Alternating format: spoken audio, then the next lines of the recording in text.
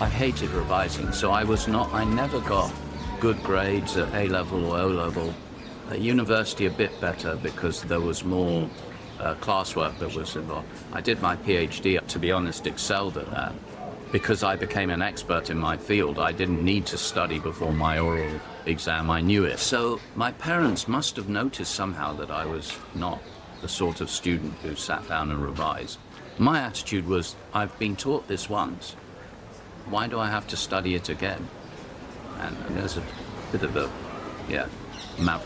typical maverick type of approach to life. So they decided that I was good at music, so I did music O-level with the year above me, and in fact it included students 2 years, including the daughter of Lovett, the cellist from the Amadeus String Quartet, and I loved that. The interaction there, to be honest, we weren't taught music, we just had music. I can't remember the name of the teacher. Her first name was Tina. She was quite young, and we would just sit outside usually talking about music, musicians, composers, listening to music and talking about it, and that was a great way of learning for me.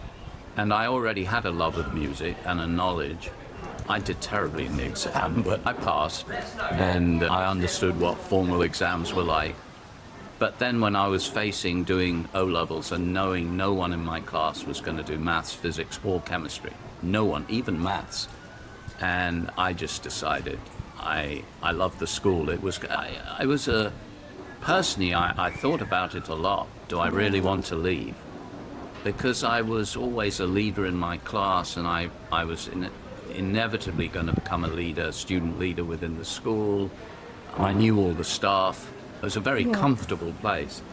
But I had aspirations to really be an engineer and to maybe do a PhD. Even at that time, I wanted to go on and maybe even be a professor. And my foundation from King Alfred and then from City combined, so rigorous academic work at City, to be honest. Less rigorous here, but very broad-based. To be honest, that's shaped me.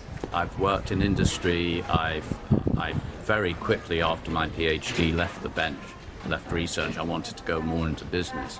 But my leadership skills, I eventually did merger and acquisition work, so my ability to form relationships with counterparties and find a negotiation that works, I think a lot of those skills, I had the foundation here because I could talk to people on a lot of different subjects. I love the theatre, I love arts, I love music. That's the way I relax. And so, I think the education here is astonishing, the breadth of things that you're exposed to. And I was very lucky with my classmates here and their parents. They were some of the leaders of that time in the arts in particular. The Kubricks, the Sellers, Nordens. Maggie Norden was a student here. Dennis was obviously a parent. There were a whole group of people. Gervais Park had been at school with my mother, his children. One of his daughters was in my class here. So you were around the arts here almost all the time. And it was a lot easier for young people to go out at night. There was very little violence out other than football. Hooliganism was probably the worst thing. I went to concerts when I was a teenager on my own, either classical or rock concerts. I became a member of the Royal Opera House because as a student you could pay, I think it was 10 shillings a year, and go to one of each performance through the whole season. And I used to stand up, and you could only do it by standing up in the gods, which meant half of the stage disappeared. But the 60s in Covent Garden was a golden time. Schulte is music director and some great artists singing there. So I was even dragged to ballet by my grandmother, which I really hated. Got to see Fontaine and Nureyev dance, I can remember as a youngster, and that I appreciate.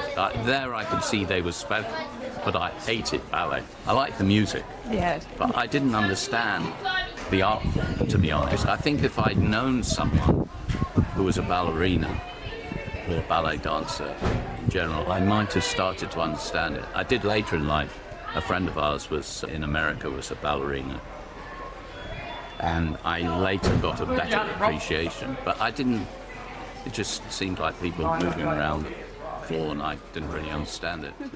So you were saying about the Kellermans, so the father invented... Heart and lung machine, which was a way of artificially helping people who nowadays they obviously have more modern technology if you have a heart attack or something, but at that time that was a life-saving device for some people. Roger was a friend of mine from probably 59, and I don't know when he left the school. I suspect when he was around 8 or 9, so not many years, but we stayed friends. They lived close by and then they moved and I just stayed friends with them. My mother actually worked with Mrs. Kellerman for a time together, and they were older than my parents, and when they died, Roger stayed in touch with my mother. Right up, he would call her, he'd send her mail and things like that. My grandfather had this business headquartered in Hamburg, but he had an office in London and actually one in New York, which his brother-in-law basically ran. And my grandfather became very concerned about the direction Germany was taking in the 30s. And my mother had polio when she was 11, a mild case. And at that time, the suggested cure was to go to very high altitude for about a year. And so she went to school in all places in St. Moritz, basically to recover, but she had a great year there.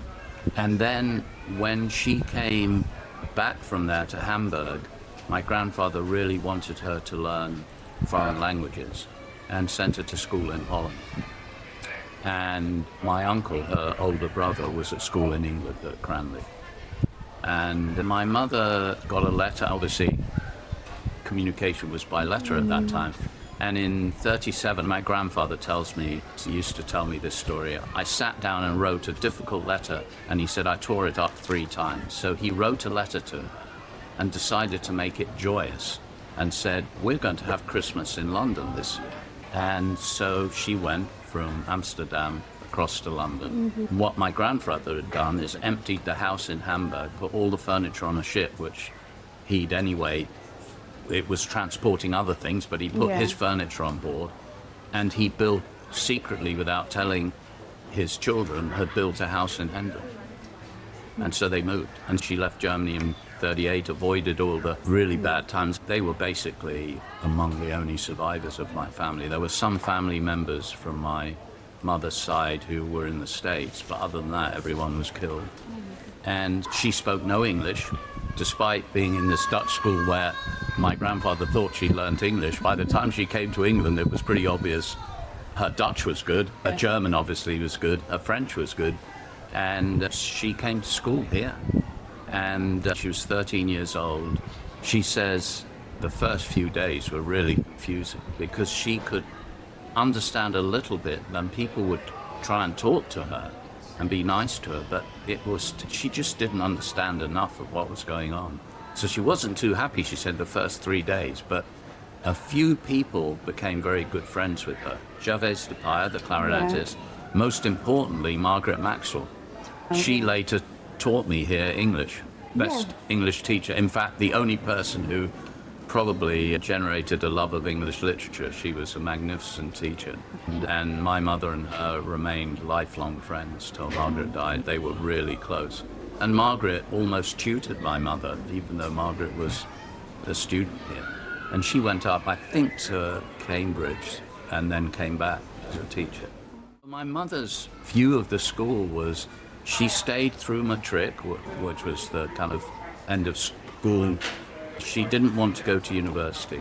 So the school evacuated to Royston for a time. She evacuated down there for a time, which is how she got to know Hibby, who later became my kindergarten teacher. And because I think the Hibbets had some relationship with the farm out at Royston.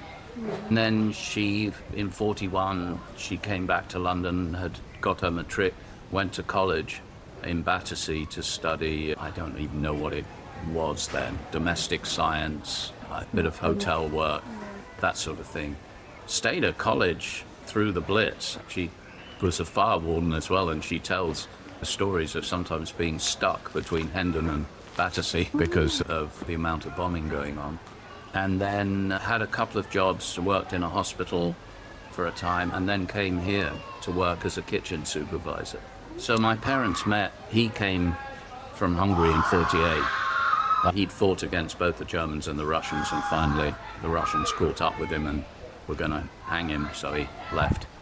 And he came to work in London, and he'd gone to university in France and in Germany, and then went to hotel school in Lausanne, which was the premier hotel school at that time in the world, and got a job at the Savoy. He became the night general manager of the Savoy, and met my mother through, I can't remember, there were a number of clubs with people who'd escaped either Nazism or communism, and they met and got married in 51, and then he became the general manager of the Grand Spa Hotel in Bristol. So that's where they moved, and I was born down there. And then they came back when I was 3 3/4 and came to the school just to see could they register me for the school. I was registered already for schools in Bristol because they didn't really know where they'd come back to London. My father was desperate to get back. And so I was interviewed. I don't know. I spent half a day with a kindergarten class, and immediately Hibby said, start him right now. I think because my grandfather left school at 50 because that was the norm. The family, his father had this business and he came into the business. My grandfather was probably one of the best educated people I've ever met in my life. He was self-taught. He read global literature in original languages, French, German, Altdeutsch, taught me, I had to read Goethe's Faust with him in Altdeutsch, which was pretty difficult. And he was a great mathematician as well. And we lived with them for a year because when we moved up to London, there was no housing. People forget how badly damaged housing was in London. And eventually my parents found a house, but I lived for a whole year with him, and he was a generation and a half older than me. He was only married when he was 38. So he was 75 or 76 when I came to live with them. And he was still going in the office full time, did until he was into his 90s. And he taught me a lot of things. Taught me to read, taught me to write, taught me to read the Time when I was 3 and a half or whenever. And I suspect he and my grandmother went around the area, the kind of Hampstead, Golders Green, Hendon area, looking for schools, and really liked the basis of King Alfred School, and just decided my mother needed that sort of school. And she'd gone to very progressive schools in Switzerland and in Holland, so they were looking for that sort of education. This is now 60 years in the past, but I enjoyed my time. I loved this school. I made an immense number of friends. Unfortunately, drifted apart. This is pre-internet, so when I'd left here, it was very difficult to stay in touch. What I really liked, and I remember vividly, was getting to know the older students as well. Young people who were 2, 3, 4 years ahead of me everyone mixed together. It was a very collegial atmosphere. I was pretty good at sports, so I tended to interact with older people who played those sports. I was the most unartistic person you could think of, but I got involved in the technical aspects of art projects sometimes. Music I was very involved with, and of course all ages were very involved. So the school orchestra had some great musicians in them. My parents always joked with me that my first memory was out of my nursery room we lived in a cottage underneath the Grand Spa Hotel in Clifton. And the Grand Spa Hotel's on the Clifton Gorge, and the view out of my window was Isambard Kingdom Brunel's suspension bridge. Oh, okay. The first suspension bridge in the world. And so my father used to joke, that's why you want to be an engineer, is because your first memory is of a bridge. Wow. So maybe my wish to go into energy and then into clean energy is because of somewhere deep in my memories. I'm happy to talk to certainly the senior students about climate change and the energy transition, and I'll even introduce myself as a 25-year veteran of the oil industry, which I usually get booed at when I go to I talk at universities and schools quite a bit, but when they understand what I'm now working on, I'm now suddenly a good guy. But no, I think those are the sorts of memories. Also, and maybe it's weather related, a huge 62-3 was a very bad winter. And again, the roads in London, there we weren't at school. School was shut for about 3 days. There was a huge snowstorm just after New Year in 63. And I remember my uncle had some cross-country skis, and I skied down various hills in the middle of the road near where I lived in Hendon. There was no traffic at all. I don't know. In your memory, it was incredibly deep, and I keep thinking it was 3 foot of snow. I doubt that, but it was deep. It stopped. Basically, the city shut down, or most of England shut down. Yeah. There were no football matches at the weekend. The buses stopped running for probably maybe 3 days. So there are things like that I remember. And I remember the kindergarten is memorable to me because there was a play area outside the 2 kindergarten classrooms. And of course, you were never allowed out of there. The kids were fenced in. And so that became a vivid memory of that area. And also then later playing rounders. And I'm left-handed. And they used to put the rounders field so I could hit the ball directly into that playground. So if there were no children outside, I used to aim for that because I immediately could go and get a run. Because by the time someone climbed over the fence to get the ball. That's how they used to do it. Yeah. I was going to say, do you remember the food? I had to remember the food because my mother was involved in the kitchen, and my father then helped. Cecil Lush was the architect who worked for the school at that time, and his son, his eldest son, was in my class. So my parents knew, and they were going to redo the kitchens, redesign them, and Cecil asked my father to advise the school on that, his catering background. Yeah, I remember, I actually liked the food. I was although I grew up eating in some of the great restaurants of Western Europe because of my father, I actually liked school food. I still do. I remember asking, to the astonishment of classmates, asking for an extra portion of things like liver and onions and things like that. But it was food, a necessary part of life. I'm sure there were a lot of complaints about the young people at that time don't like some of the food. It wasn't the healthiest. It was healthy, but there was a lot of starch. There wasn't that much sugar, although some of the desserts were pretty heavy in sugar. But no one had yet thought about food and health, and I don't think that was yet. And look, I grew up. We lived in a hotel when I was up until I was 3.5 till we came to London. We lived underneath it. My memory of the Grand Spa is being in the kitchen because the chefs, I was the general manager's son, so they were very nice to me. So I could stir the custard and things like that. Yeah, food to me was just, at school was, you needed to eat. It was only lunch, that was the only food. How did King Alfred impact your personal values?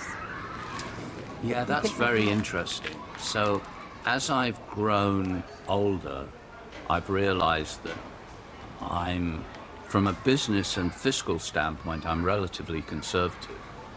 But from a kind of social standpoint, I'm very liberal. The whole issue nowadays of LGBTQ, that was for me something I grew up with. I grew up around that. One of my best friends at the City of London, actually, his father had died when he was very young. And his mother went into a relationship with another woman. And that didn't seem, I was already 15, 16, 17, but I don't think I questioned that. That didn't seem strange. I think King Alfred School taught me one thing which, although I'm in some ways quite supportive of separate sexes in schools, but being around girls from kindergarten onwards, gender wasn't important to me. I could be as friendly with female as well as males, and I formed very close friendships, basically platonic friendships with girls my whole life. And my wife and I are heterosexual, but we've got a lot of friends or friends of our children's generation who are gay couples who've had adopted children. We've got two very good friends of my daughter who've got a wonderful daughter themselves, two guys. They're the most fantastic father and fathers, or fathers and mothers, or whatever. That young lady will grow up in a fantastic way, in a loving home full of books. And yeah. So I think King Alfred brought that out in was the acceptance of difference, because there were a lot of very different children. They grew up in very different environments, from very wealthy to no one was poor in this school. And I must admit, growing up, poverty was not something that was around me very much. It was poverty. I became much more aware when I started to work and travel around the world and visit countries and spend time in India and Africa. So I mentored young women because in the 80s in Japan, they were completely underutilized. My secretary finished number 3 in her class at the University of Tokyo, which is one of the top universities in the world in languages. And she was my secretary. And I kept telling her, "You're very bright." I persuaded her to leave the company afterwards. And she went on, and she actually became the senior interpreter for the Japanese delegation of the United Nations. She was brilliant. We lived on and off in the US, and I would mentor African Americans, both men and women. In Asia, I used to mentor women, particularly in business. So Shell was it was a meritocracy, and women were a big mix of the organization, but the higher it got, the narrower the pyramid. And the company understood that, but for whatever reasons, it found it very difficult to change that. So I mentored a lot of women about aspire to higher things and try and stretch yourself. And especially Asian women are it's a bit of a generalization, but most Asian women have grown up in societies where they're either second class or they're expected to take the lead from elders and men. And so when that's embedded in the culture, even in a place like Singapore, which is the ultimate meritocracy, it's very difficult to break through. And you can see now the last 3 country chairs of Singapore for Shell are women, have been women. So it's getting there. But so I think that's something that King Alfred School instilled in me, is this: judge people by their actions and their thoughts, not anything else. My wife sometimes says that I'm over-trusting. I really believe in trusting everyone, but I want to verify that they're trustworthy. And then I'm their worst enemy if they break that trust. I really get very upset by that. But Reagan used to use the Russian phrase, which I will butcher and I won't say it in Russian, but it's "Stacey, trust but verify." So I knew Rosneft very well, which was the company that took over BP, TNK, and took over Yukos as well when Putin didn't like the Khodorkovsky who ran Yukos. And I did a lot of work. I was the Shell relationship manager with Rosneft, so I knew them quite well. Spent quite a bit of time. In fact, their former head of M&A is now one of my general partners. He's half British, half Russian. He moved 4 years ago. He left Rosneft not because he didn't like the job or anything, found out a great job, but he and his wife wanted his children educated in the UK. And their eldest child was getting up to secondary school education. They've got an interesting mixture, actually. So in Russia, mathematics is taught to an incredible degree. That's why there are great Russian mathematicians still to this day. And his children are incredibly far advanced versus their English peers in maths, but further behind in other things. They're catching up. But yeah, and I remember a few things: the fog, the snow, the raising money for the school by walking. I was a sandwich man. I had rewrote the words to Help from the Beatles film and album, which came out in, the mid-60s. I think we had a fundraising effort in 66. And I remember walking down from Golders Green up to the school with this sandwich board we rewrote the words to help the school. It was the lyrics to Help, but it was rewritten. Yeah, so I think those sorts of, my humanity, if you want to express it that way, was founded by being in this environment. And I value that. I don't remember a lot of individual things at school, but I remember the general feel of the school. That's what stayed with me.